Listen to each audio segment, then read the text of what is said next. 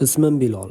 Bu voqea birinchi maktabda taxminan 10 yoshlarim atrofida sodir bo'lgan. Bu atrofda jinoyat kam bo'lgani uchun hammani lol qoldirdi. Qani hikoyani boshladik. Qorli dekabr kuni edi. Yangi yil ta'tiliga 1-2 kun qolgandi. Hamma hayajonlangan.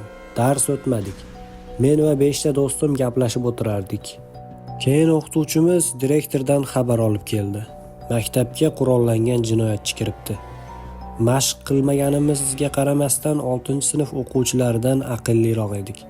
Shuning uchun tez chiroqlarni o'chirib, derazalarni yopib, eshiklarni qulflab, o'tkir qalamlar bilan qurollandik. Hammamiz qorong'uda bu voqea tugashini kutib o'tirardik. Afsuski, bu tez tugamadi. Qulflanishdan 10 daqiqa o'tgach, ayolning qichqirig'i zinapoya yonida baland tovush eshitildi.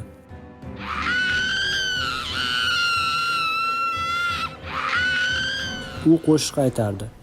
O'l, o'l, o'l, seni o'lguningcha pichoqlayman. O'l, o'l, o'l, tirik qolmaysan der edi. Shu payt sinfning yarmi yig'lardi. Qolganlari zo'rg'a o'zini tutib turardi. Qulflanishdan 15 daqiqa o'tgach, ruhiy nosog'lom ayol zinapoyadan tepaga ko'tarildi. Bu yomon edi. Chunki biz zinapoyaga eng yaqin yuqori qavat sinfda edik. Va shu payt o'qituvchimiz hushidan ketdi. Endi aniq biz halok bo'ldik. Biz zinapoyaga eng yaqin yuqori qavat sinf bo'lganimiz uchun ayol eshik oynasini sindirishga urindi. 23 bolani o'ldirishga harakat qilardi. Qolgan 7 tasi yo'q edi. Ularni himoya qiladigan kattalar ham yo'q edi. Dahshatimizga u muvaffaq bo'ldi va u tashqaridan eshikni ochdi. Endi u xonada edi.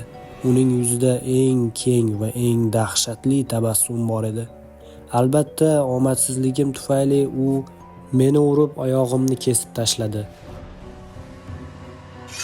Oyog'imdan oqayotgan qon tufayli hushdan ketay derdim. Do'stlarim jasurlik qilib ayolni yiqitib ushlab turishgani omadim ekan. Politsiya keldi. Uni hibsga oldi. Men esa hushimni yo'qotdim. Men kasalxonaga tushib eng yomon bayramni o'tkazdim. Ayol sinfdoshlarimni ham pichoqlagan ekan. Ular ham kasalxonaga tushdi. Yaxshiyamki hammamiz omon qoldik. Ayol 30 yil qamoq jazosiga hukm qilindi. Eng katta burilish shundaki, o'qituvchimiz ayol bilan do'st bo'lib, bizni o'ldirish uchun yordam bergan. Bu shuni anglatadiki, o'qituvchimiz hushidan ketib va sinfimizni nishonga olib bergan ekan.